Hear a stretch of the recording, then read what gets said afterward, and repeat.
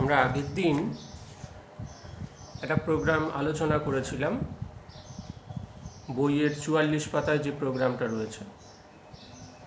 আশা করি বুঝতে পেরেছো তোমরা। এবার ওই প্রোগ্রামটা ধরেই আমরা একটু ইলাবোরেটলি আলোচনা করে নেব, যাতে পরবর্তীকালে আমাদের বুঝতে সুবিধে হয়। এখানে প্রথমেই আমরা বলবো যে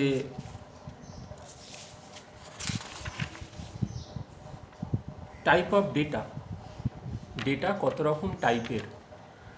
আমরা আস্তে আস্তে যাব, কারণ এটা যদিও আর বেশি সময় নেই, তাও যেহেতু আমরা এটা সি প্রোগ্রামিং ল্যাঙ্গুয়েজ করছি একটু, আর এটা ভবিষ্যতেও তোমাদের প্রয়োজন হবে যারা কম্পিউটার সায়েন্স নিয়ে পড়বে বা অ্যাপ্লিকেশান নিয়ে পড়বে, তাদের ক্ষেত্রে প্রযোজ্য।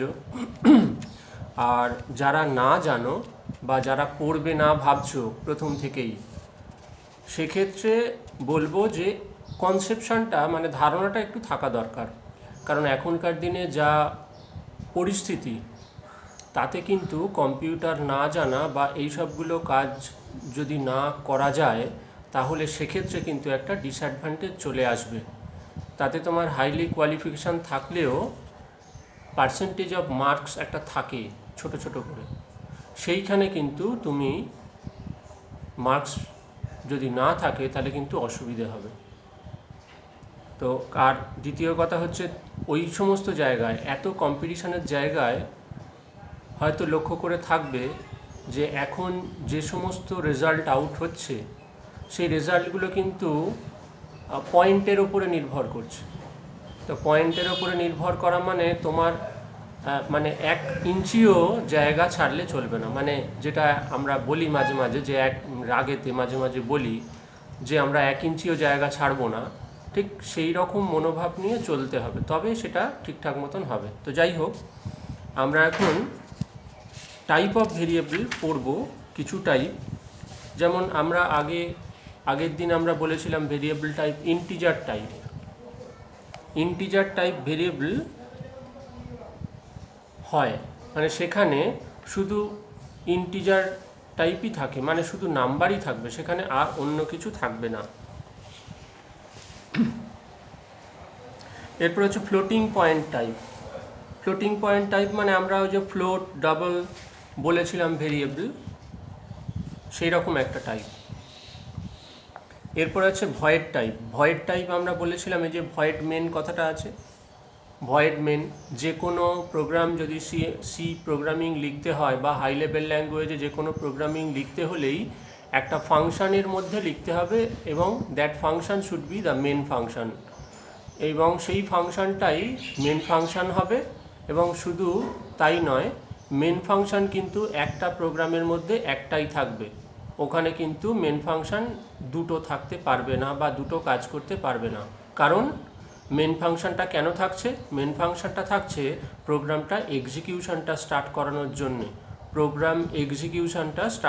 জন্যে, অর্থাৎ প্রোগ্রাম রান করানোর জন্যে আমাকে একটা মেন ফাংশান রাখতেই হচ্ছে। এখানে তার মানে এই যে ভয়েড কথাটার ব্যবহার করা হয়েছিল, আমরা আগের দিন বলেছিলাম যে ভয়েড কথাটা ব্যবহার করা হচ্ছে মানে ওই ফাংশানটার থেকে কোনো রিটার্ন আসছে না, বা ওই ফাংশানটার নিজস্ব কোনো আউটপুট নেই, সেই কারণে আমরা এখানে ভয়েড কথাটা ব্যবহার করেছি। ভয়েড একটা স্পেসিফিক ওয়ার্ড। এখানে একটা জায়গায় বলছে the void type has no values, void টাইপের কোনো ভ্যালু হয় না, এবং এই না হওয়ার জন্যেই কিন্তু কোনো রেজাল্ট এর থেকে আমরা আশা করতে পারি না। This is usually use to specify the type of functions. The type of a function is said to be void when it does not return any value to the calling function. তার মানে আমরা যে ফাংশনটার থেকে চালাচ্ছি, যে main ফাংশনটার থেকে operate করছি প্রোগ্রামটা, সেই প্রোগ্রামের কোনো ভ্যালু না থাকায়, মানে সেই ফাংশনটার নিজস্ব কোনো ভ্যালু না থাকায় এইটার কোনো আউটপুট আমরা পাবো না। এটা খুব সেন্সিটিভ জিনিস, যে তাহলে মনে হচ্ছে প্রোগ্রামটার মধ্যে তো আমরা একটা আউটপুট পাচ্ছি, আমরা প্রোগ্রামটার থেকে আউটপুট পাচ্ছি, কিন্তু ফাংশনটার ইটসেলফ কোনো আউটপুট নেই। ফাংশনটার ইটসেলফ কোনো আউটপুট নেই, সেইটাই এখানে বলা হচ্ছে। আর প্রোগ্রামটা কেন চলছে, প্রোগ্রামটা চলছে বা প্রোগ্রামটার আউটপুট কেন হচ্ছে? প্রোগ্রামটার আউটপুট হচ্ছে এই কারণেই যে প্রোগ্রামের মধ্যে যে আমরা নির্দেশগুলো দিচ্ছি সেই নির্দেশ অনুযায়ী ক্যালকুলেশন হচ্ছে এবং তারই একটা ভ্যালু আমাদের কাছে আসছে। কিন্তু সেটা কিন্তু ওই ফাংশানের জন্য রিটার্ন হচ্ছে না। ফাংশানটা কি করছে? ফাংশানটা শুধু প্রোগ্রামটাকে রান করাতে সাহায্য করছে প্রথম অবস্থায়। তাহলে এইটা গেল ভয়েড টাইপ। এরপরে হচ্ছে ক্যারেক্টার টাইপ। ক্যারেক্টার টাইপ মানে ভেরিয়েবল হয়। ক্যারেক্টার টাইপ ভেরিয়েবল কি বলছে? আ single character can be defined as a character type data. একটা সিঙ্গল টাইপ ক্যারেক্টার, সেটা ক্যারেক্টার টাইপ ডেটা হিসেবে আমাদের বলছে। এই ক্যারেক্টার টাইপ ডেটাকে আমরা শর্ট ফর্মে ক্যার বলে থাকি। ক্যার, CHAR, ক্যারেক্টার পুরোপুরি বলি না।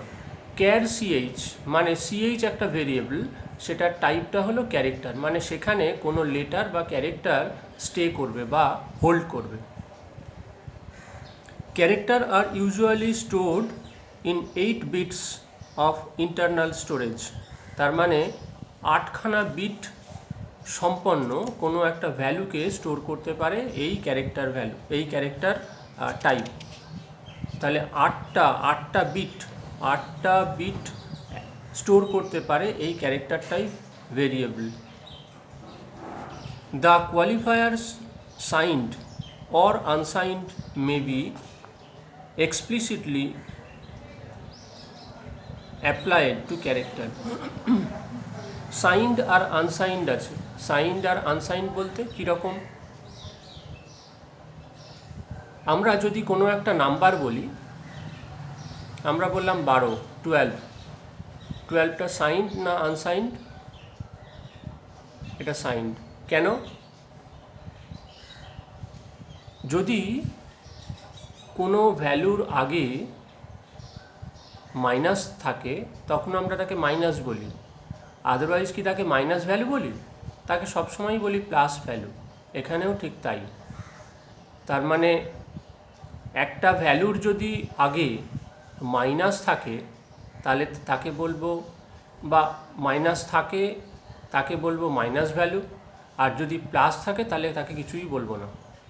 মাইনাস থাকলেই তাকে বলবো মাইনাস ভ্যালু। এখানেও সেরকম সাইন্ড আর আনসাইন্ড, মানে কোনো ভ্যালুর আগে যদি কোনো সাইন থাকে তাহলে বলবো সাইন্ড, আর যদি না থাকে তাহলে বলবো আনসাইন্ড। যেমন আমরা পরে যখন পড়বো রেঞ্জ অফ ভ্যালুস, এই রেঞ্জ অফ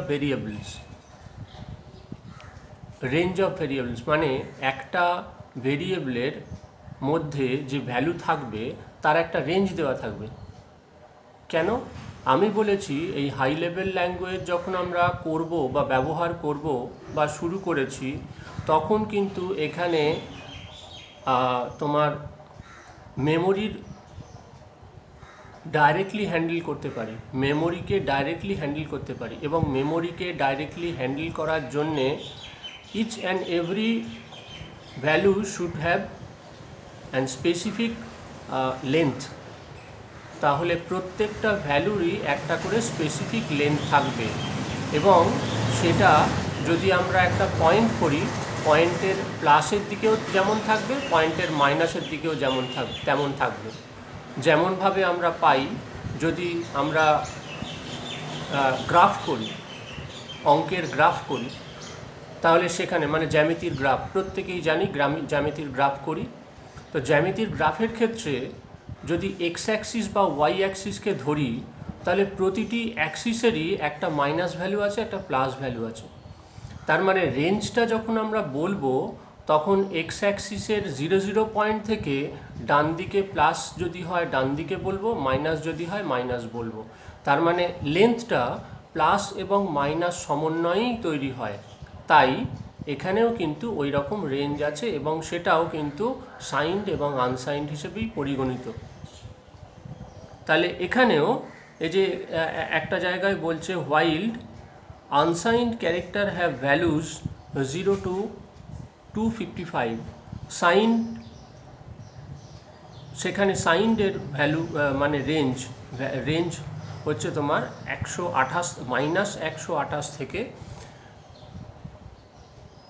127 প্লাস, -128 থেকে 127 প্লাস, তার মানে 107 প্লাস যদি হয় তাহলে 127 পর্যন্ত যেতে পারে ইউনিট, আর মাইনাস যদি হয় সেখানে 128 পর্যন্ত যেতে পারে। তাহলে এইখানে আমরা পেলাম এই কয়েকটা টাইপ, একটা ক্যারেক্টার টাইপ পেলাম, একটা ভয়েড টাইপ পেলাম, একটা আইএনটি টাইপ পেলাম, আর একটা ফ্লোটিং টাইপ পেলাম। আপাতত এই চারটে দিয়েই আমাদের চলবে। এবার পরে পরে যখন আসবে আমরা বলে বলে দেব। এবার হচ্ছে ডিক্লারেশন অফ ভেরিয়েবল। একটা ভেরিয়েবলকে তুমি কিভাবে ডিক্লেয়ার করবে। আমাদের যে বইয়েতে 44 পাতায় যে ভয়েড মেনের পরেই যে কার্লি ব্রেসটা রয়েছে, মানে সেকেন্ড ব্র্যাকেটটা রয়েছে, ওটা নেক্সট লাইনে গেলেও কোনো অসুবিধে নেই। ওটা কিন্তু নেক্সট লাইনে গেলেও কোনো অসুবিধে নেই, ওখানে মানে একটা মিস্টেক হয়ে গেছে, প্রিন্টিং মিস্টেক বলতে পারো, ওখানে চলে গেছে। এরপরে আমরা বলছি আমরা এই যে দুটো ভ্যালু আর তার সাম করতে হবে।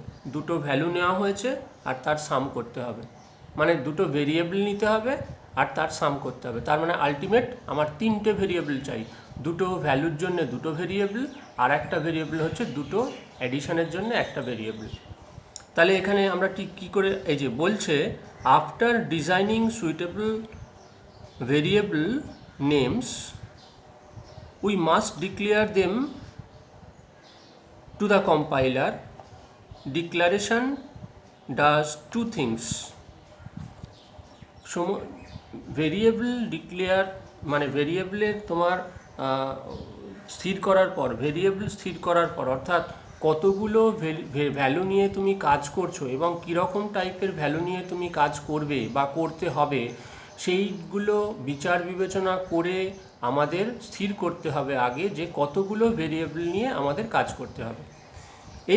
এইটা স্থির করার পর তোমাকে কম্পাইলারকে জানাতে হবে যে তুমি কতগুলো ভেরিয়েবল নিয়ে এবং কি টাইপ, তার কতগুলো লেন্থ তার থাকবে, সব রকমভাবেই তোমাকে জানিয়ে দিতে হবে তুমি ভেরিয়েবলটা হ্যান্ডেল করার আগেই। এখানে তারপরে বলেছে it tells the compiler what the variable name is, ভেরিয়েবলের নামটা কি হবে। আর 2 নম্বর বলছে it specifies what type of data the variable will hold, কীরকম টাইপের ডেটা ওই ভেরিয়েবলটা হোল্ড করবে। দুটোই আমরা বলে দিয়েছিলাম, আগেও বলেছিলাম যে ভেরিয়েবলের নাম তোমাকে জানাতে হবে এবং ওই ভেরিয়েবলটার মধ্যে কি টাইপের ডেটা তুমি হোল্ড করাবে কম্পাইলারকে দিয়ে, সেইটা তোমাকে জানাতে হবে। এই দুটো হচ্ছে ডিক্লারেশনের মূল ব্যাপার। এরপরে আমরা যদি বলি যে what is the syntax of the declaration, তাহলে ডিক্লারেশনের সিনট্যাক্স হবে এইটাই, ডেটা টাইপ স্পেস দিয়ে ভ্যালু 1 ভ্যালু 2 ভ্যালু 3 কমা দিয়ে, তাহলে ডেটা টাইপ স্পেস দিয়ে ভ্যালু 1 ভ্যালু 2 কমা দিয়ে ভ্যালু 2 ভ্যালু 3 ভ্যালু 4 যাই হোক। এবার তোমার যদি একটাই ভ্যালু থাকে তাহলে একটা, তোমার যদি অনেকগুলো ভ্যালু থাকে কমা দিয়ে করতে পারো, কোনো অসুবিধে নেই। তোমার যদি একই রকম টাইপ থাকে তাহলে তুমি কমা দিয়ে করতে পারো, কিন্তু তোমার দু রকম টাইপের ভেরিয়েবল, একটা হচ্ছে ক্যারেক্টার টাইপ আর একটা হচ্ছে আইএনটি টাইপ মানে নিউমেরিক টাইপ। এবার যখন তুমি আইএনটি টাইপ ভেরিয়েবল ডিক্লেয়ার করবে তখন নিশ্চয়ই কমা দিয়ে লিখবে, আর যদি তুমি ক্যারেক্টার টাইপ দাও তখন তুমি আরেকটা নেক্সট স্টেটমেন্ট ব্যবহার করে সেটা ব্যবহার করবে, মানে ইউজ করতে হবে।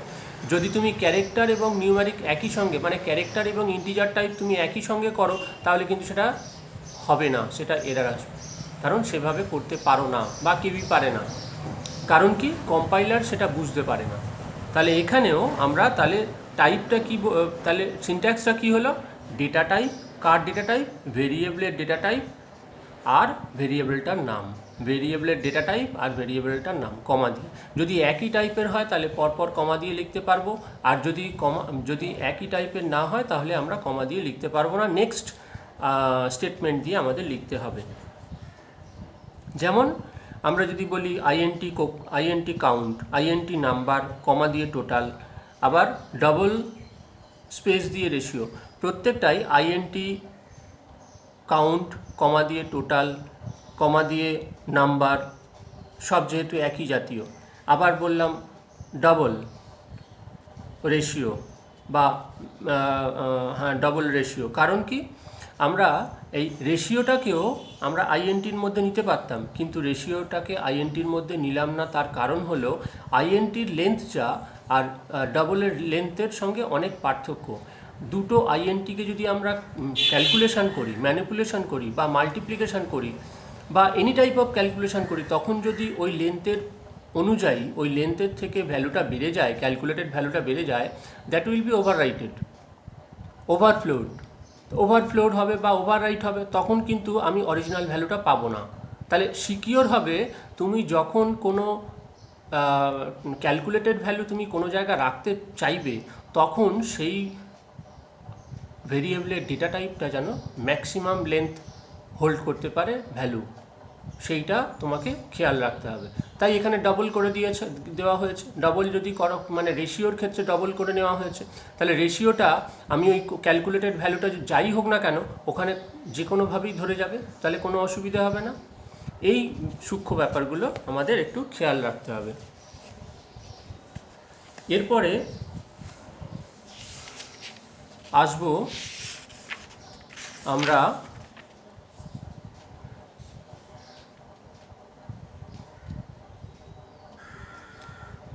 আরেকটা টাইপের ভেরিয়েবল আছে যেটা হচ্ছে ইউজার ডিফাইন্ড।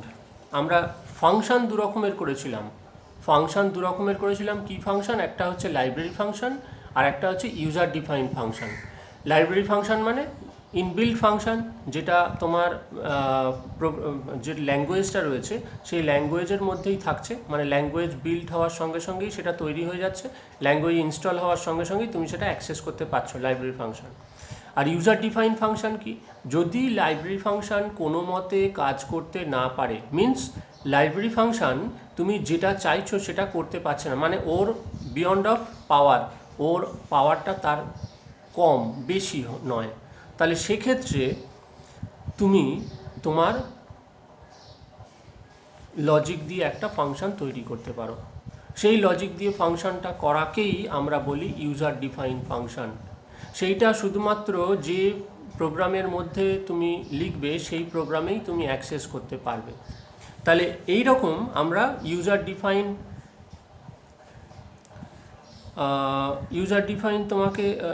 ডিফাইন ফাংশন যদি ব্যবহার করতে পারি, ইউজার ডিফাইন ভেরিয়েবলও আমরা ব্যবহার করতে পারবো। এই যে এখানে বলেছে C supports a feature known as type definition that allow user to define an identifier that would represent an existing data type. The user defined data type identifier can later be used to declare variable. এই user defined data type ব্যবহার করার জন্যে যে ধরনের নিয়মকানুন ব্যবহার করতে হয় বা নিয়মকানুন মেনে চলা দরকার, সেটা হলো সিনট্যাক্সটা কীরকম, এটা হলো টাইপ ডেফ, TYPEDEF, একসঙ্গে একটা কথা, তারপরে স্পেস, তারপরে TYPE টাইপ, তারপরে স্পেস, তারপরে আইডেন্টিফায়ার দিয়ে সেমিকোলন। তাহলে এইটা হলো আমরা user define type declaration. User define type declaration করতে গেলে তোমাকে এই সিনট্যাক্সটা মনে রাখতে হবে। টাইপ ডেফ হচ্ছে একটা কিওয়ার্ড, তারপরে টাইপ, তারপরে আইডেন্টিফায়ার। যেমন টাইপ ডেফ হলো, ধরো তুমি হয়তো কোনো মাস বা তুমি উইকের নাম ডিক্লেয়ার করতে চাইছো, মাস বা কোনো উইকের নাম ডিক্লেয়ার করতে চাইছো, সেক্ষেত্রে তুমি টাইপ ডেফ হবে ENUM, ENUM, ENUM, তারপরে ডে বললে বা মান্থ বললে, যদি ডে হয় তাহলে ডে, যদি মান্থ হয় তাহলে মান্থ, তাহলে মান্থ বলে বা ডে বলে এরপরে তুমি ফার্স্ট ব্র্যাকেটের মধ্যে Sunday, Monday, Tuesday, Wednesday, Thursday এই করে ফ্রাইডে, স্যাটারডে সানডে থেকে শুরু হয়েছে, তার মানে স্যাটারডে পর্যন্ত লিখে তোমার ডিক্লেয়ার হয়ে গেল। তাহলে এখানে নামটা হচ্ছে তোমার কিওয়ার্ড, ডেটা টাইপ, আর এখানে তোমার এই ডেগুলো বলে দিচ্ছ, তাহলেই এইটা হচ্ছে তোমার এই ইউজার ডিফাইন্ড টাইপ ডিক্লারেশন। তাহলে ভেরিয়েবল ডিক্লারেশন এই পর্যন্ত আমরা করলাম। এরপরে আমরা যাব কয়েকটা ফাংশানে। যেমন এখানেই আমাদের আছে প্রিন্টএফ ফাংশন আছে, স্ক্যানএফ ফাংশন আছে, আর getch ফাংশন আছে। প্রিন্টএফ, স্ক্যানএফ আর getch। তার আগে আমি বলবো যে আমরা কিছু ফরম্যাট স্পেসিফায়ার পেয়েছি, যে ফরম্যাট স্পেসিফায়ারের মিনিংগুলো আমাদের একটু জেনে নেওয়া ভালো। ফরম্যাট স্পেসিফায়ার হলো, যেমন এখানে দেখো 45 পাতায় এই যে %d, %f, %c, তারপরে %s, চারটে ফরম্যাট স্পেসিফায়ার আছে। এইগুলোকে বলা হয় ফরম্যাট স্পেসিফায়ার বা ফরম্যাট স্ট্রিং। এখানে বলেছে ফরম্যাট স্ট্রিং বা ফরম্যাট স্পেসিফায়ার একই ব্যাপার। ফরম্যাট স্ট্রিং কেন বলা হচ্ছে? ফরম্যাট স্ট্রিং বলা হচ্ছে একটা ফিক্সড ভ্যালু বলে ফরম্যাট স্ট্রিং বলা হচ্ছে। আর স্পেসিফায়ারও বলতে পারো। স্পেসিফায়ার হচ্ছে যে প্রসেসটাকে স্পেসিফাই করছে বা কন্ট্রোল করছে, সেই জন্য আমরা তাকে বলি ফরম্যাট স্পেসিফায়ার। তাহলে এখানে %d আছে, %f আছে, %c আছে এবং %s আছে। তাহলে এখানে d বলছে signed decimal integer, signed decimal integer. এখানে scan or print an integer as signed decimal number. তার মানে যখন আমরা কোনো জায়গায় স্ক্যান করব অথবা প্রিন্ট করব, স্ক্যান অথবা প্রিন্ট যখন করব, একটা জিনিস মনে রাখতে হবে, আমরা যেহেতু এটা টোটাল মেমোরিকে নিয়ে আমরা কাজ করছি, মেমোরির কম্পোনেন্টকে নিয়ে কাজ করছি, তখন কিন্তু এত সহজে আমরা ডেটা হ্যান্ডেল করতে পারবো না। আমাদের ডেটা হ্যান্ডেল করার একটা প্রসেস আছে। যেমন আমরা বেসিকে বলেছিলাম এন্টার ইওর এজ বলে সেমিকোলন দিয়ে আমরা এজের জন্য এজ নামে একটা ভেরিয়েবল নিউমেরিক ধরেছিলাম, যার মধ্যে এজটা ইনপুট হতো এবং ভ্যালুটা তার মধ্যেই থাকতো। এরপরে আমরা যদি বলতাম যে প্রিন্ট এজ, তাহলে এজের মধ্যে যে ভ্যালুটা দিয়েছিল ইউজার কিবোর্ড থেকে প্রোগ্রাম চলাকালীন, সেইটা কিন্তু ওটার মধ্যে পাওয়া যেত। এক্ষেত্রে কিন্তু আমরা যেহেতু একটা হাই লেভেল ল্যাঙ্গুয়েজ করছি, এক্ষেত্রে কিন্তু ওই যে ভেরিয়েবলটার মধ্যে আমরা ভ্যালুটা দেব, এই ভেরিয়েবলের মধ্যে ভ্যালুটা ইন করানোর জন্যও তোমাকে একটা কমান্ড ব্যবহার করতে হবে বা নির্দেশ ব্যবহার করতে হবে উইথ সাম স্পেসিফায়ার। তাহলে এই স্পেসিফায়ার দিয়ে তুমি যদি না করো, তাহলে কিন্তু তোমার ভ্যালু আসবে না, তোমার ভ্যালুটা ওখানে জাঙ্ক ভ্যালু হিসেবে পড়ে থাকবে এবং তোমার ভেরিয়েবলটা অ্যাজ এ এমটি পড়ে থাকবে, ওখানে কোনো ভ্যালু পাবে না। তাই এক্ষেত্রে আমাদের যখন আমরা অ্যাক্সেস করাবো তোমার কিবোর্ড থেকে, তখন কিন্তু কিছু স্পেসিফায়ার তোমাকে এখানে ইউজ করতে হবে। আর এর জন্যেই %d, %f, %c এবং %s ব্যবহার করানো হয়েছে, মানে ব্যবহার শেখানো হবে।